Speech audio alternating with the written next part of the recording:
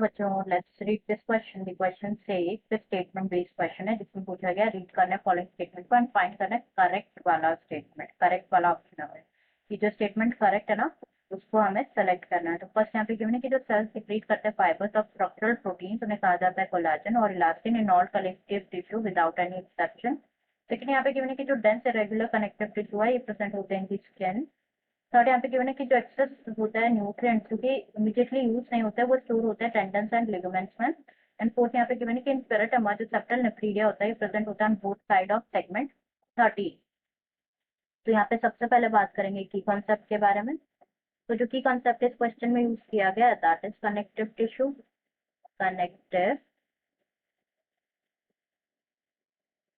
Connective tissue के बारे में डिस्कस करें तो जो कनेक्टिव टिश्यूज है ये most abundant and widely distributed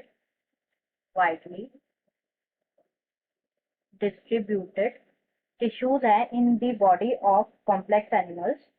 next यहाँ पे बात करें कनेक्टिव टिश्यूज के बारे में तो जो फंक्शन होता है like the main function of connective tissues is linking. क्या करता है लिंकिंग में हेल्प करते हैं सपोर्ट करते हैं other and supporting other tissues and organs of the body, tissues and organs of the body। Next यहाँ पे बात करें अबाउट कनेक्टिव टिश्यू तो जो कनेक्टिव टिश्यूज है ये range from soft connective tissue to soft connective tissue to specialised type जो कि इंक्लूड करते हैं कार्टिलेज, बोन, एडिपोर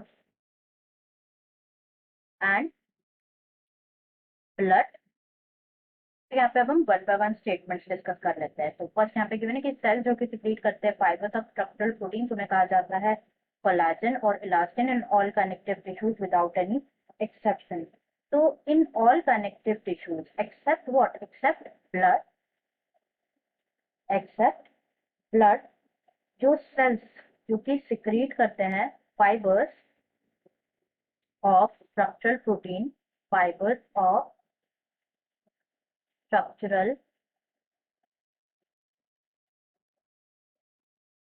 प्रोटीन उन्हें क्या कहा जाता है कोलेजन और इलास्टिन कहा जाता है। कोलेजन और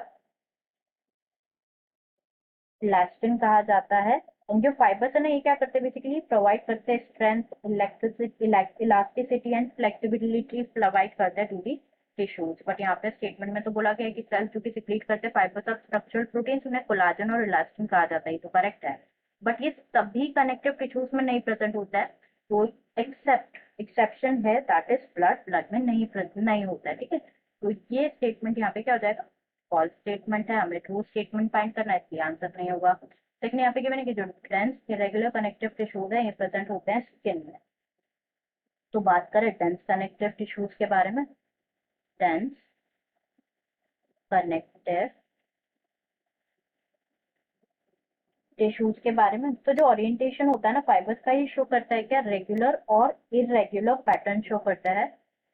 रेगुलर और इरेगुलर पैटर्न शो करते हैं एंड इन्हें कहा जाता है लाइक रेगुलर पैटर्न शो करते हैं तो dense regular connective tissue, irregular pattern show करते हैं तो डेंस इरेगुलर कनेक्टिव टिश्यू। यहाँ पे हमें बात करना है about irregular connective tissue.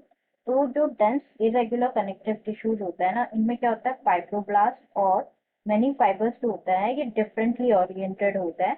And जो टिश्यूज है डेंस इरेगुलर टिश्यू ये कहाँ पे प्रेजेंट होता है स्किन में प्रेजेंट होता है।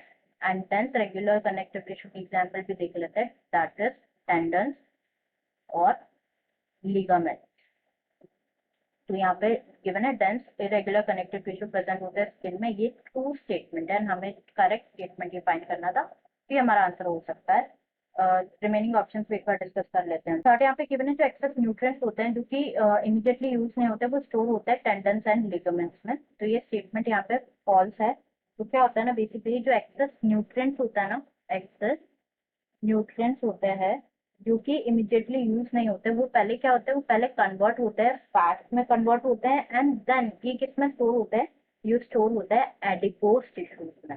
जहाँ पे एडिपोज टिश्यूज में, जो कि एग्जाम्पल है लूज कनेक्टिव टिश्यू का, it's a type of loose connective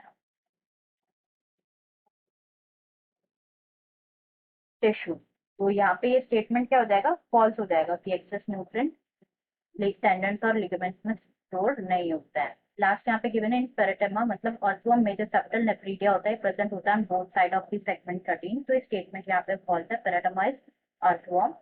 तो अर्थवर्म जो है, अर्थवर्म में एक्सक्रीटरी स्ट्रक्चर क्या होता है, एक्सक्रीटरी ऑर्गन होता है नेफ्रीडिया, और 3 टाइप के नेफ्रीडिया जो है प्रेजेंट होते हैं अर्थवर्म में, that is septal nephridia, septal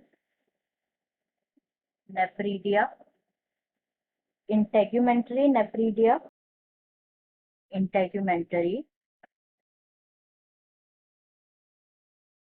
nephridia, and the third one is pharyngeal nephridia, pharyngeal nephridia। तो यहाँ पे हमें बात करना है अबाउट सेप्टल नेफ्रीडिया।